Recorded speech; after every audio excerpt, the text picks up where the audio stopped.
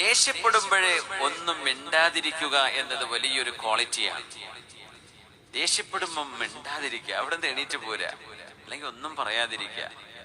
ദേഷ്യം വരുമ്പോ പലതും നമ്മൾ ചെയ്തു പോകും, പറഞ്ഞു പോകും, ചിലതൊക്കെ പിന്നീട് ഖേദിക്കേണ്ടി വരും.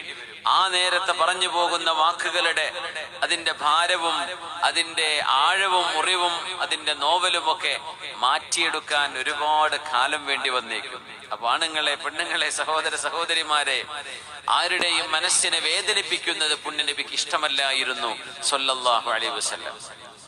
അതെപ്പോഴും നമ്മുടെ എഴുത്തുകളിൽ, സോഷ്യൽ മീഡിയയൊക്കെ ഹാൻഡിൽ ചെയ്യുന്ന ആളുകൾ ശരിക്കും ദീൻ ആദ്യം പഠിക്കണം. ദീൻ പഠിച്ചിട്ടാണ് പിന്നെ ബാക്കി ആവേശങ്ങളൊക്കെ കാണിക്കേണ്ടത്. ദീൻ മാത്രം പഠിച്ചിട്ടില്ല, ബാക്കി എല്ലാം പഠിച്ചിട്ടുണ്ട്, എന്നിട്ട് അങ്ങനെ എഴുതാണ്. നമുക്കങ്ങനെ എഴുതാൻ പാടില്ല. നമുക്കവിടെ അച്ചടക്കം പാലിക്കണം, കുറച്ച് ഡിസിപ്ലിൻ പാലിക്കാനുണ്ട്. നമുക്ക് തോന്നിയതൊന്നും പറയാനോ എഴുതാനോ അള്ളാഹു അനുവാദം തന്നിട്ടില്ല. അല്ലെങ്കിൽ ഇപ്പൊ എല്ലാവർക്കും എന്തൊക്കെ ദേഷ്യപ്പെടാനുണ്ട്, എന്തൊക്കെ പറയാനുണ്ട്, പറയാൻ പാടില്ല.